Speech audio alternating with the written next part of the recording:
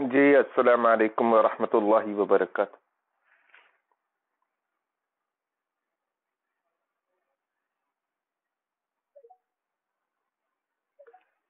जी, बीच में डिस्टर्ब हो रहा था इसलिए मैं खामोश रहा।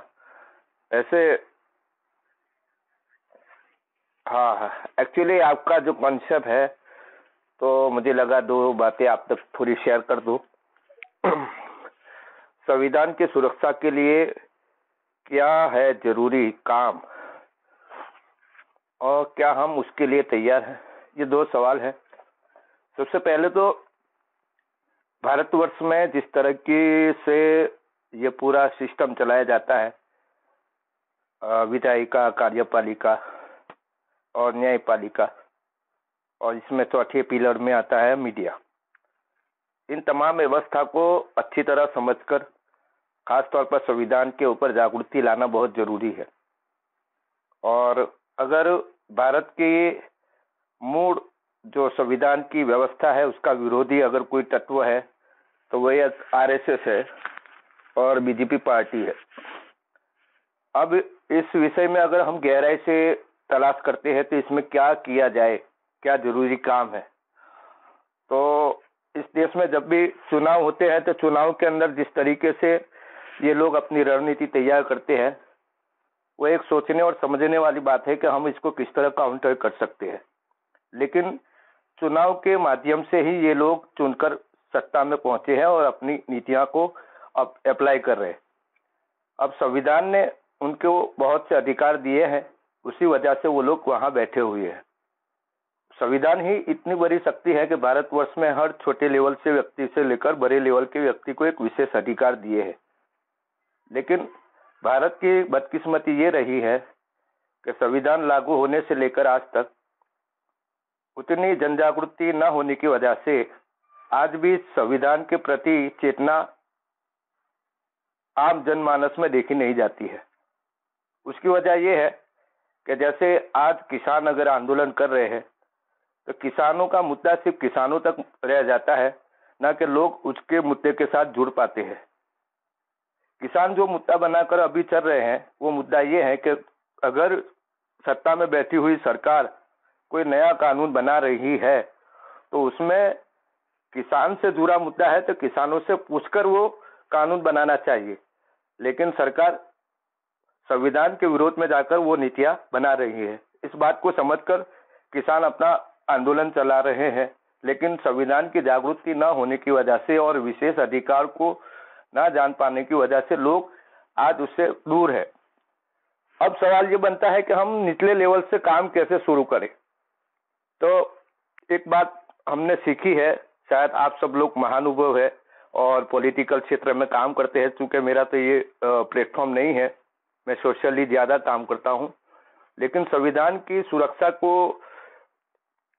हमें ज्यादा ध्यान देने की जरूरत नहीं है, क्योंकि सुरक्षा तभी होगी जब उसके लिए इस देश की जनमानस के लिए व्यवस्था सही होगी।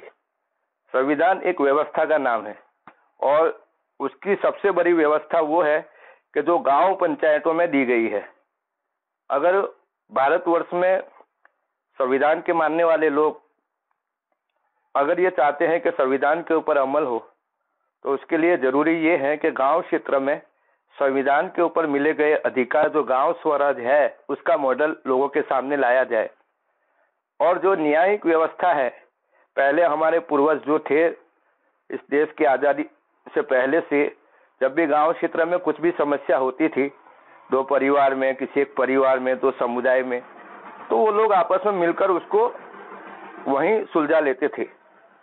गांव पंचायत में धीरे धीरे पॉलिटिकल पैराग्राफ बढ़ते गए, खानदान से खानदान टूटते गए और इसमें विवाद बढ़ता गया। तो फिर हमारे कुछ पॉलिटिकल लोगों ने संविधान के 73 संशोधन में गांव स्वराज का अमल लाया गया 1992 में, 1992 में।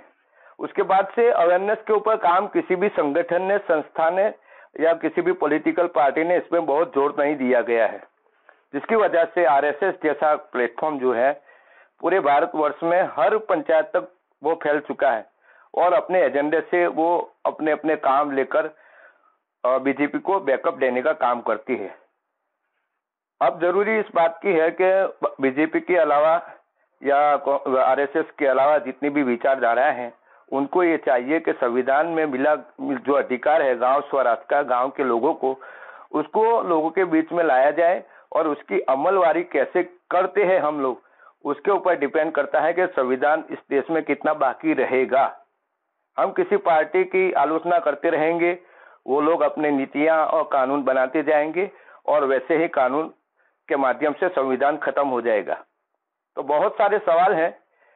संविधान की सुरक्षा को लेकर अगर हमें कुछ काम करना है तो ये जरूरी है कि गांव स्वराज पर लोगों को अवेयर किया जाए और गांव स्वराज पर गांव के लोग अमल करते हुए अपने गांव को किस तरह नफरत से मुक्त करे और संविधान के मिले अधिकार को किस तरह वो प्राप्त करे और बहुत सारे राइट, उनके अधिकार जो है उसके ऊपर उनको जागरूक करते हुए उनको ही सक्षम बनाया जाए, ताकि वो अपनी खुद की सरकार गांव से चलाकर बाहरी जो ताकतें उनको गांव में नफरत फैलाती है या जो सामाजिक धरोहर को खत्म करती है, उसको बचाने में वो लोग खुद सक्षम हो सकते हैं।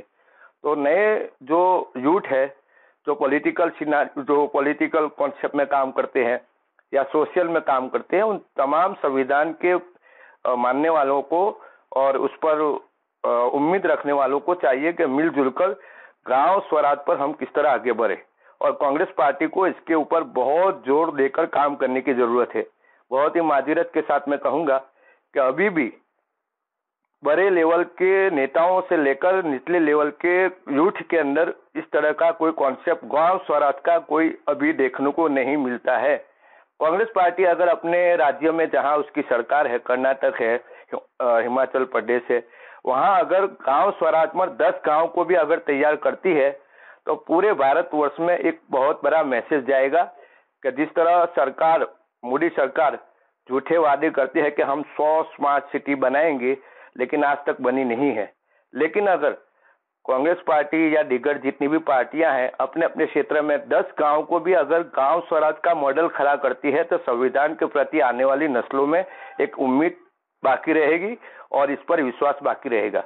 बाकी मैंने बहुत लंबी बात कर दी है, अगर कुछ गलत कहा है तो उसके लिए मैं माजरत चाहता हूँ।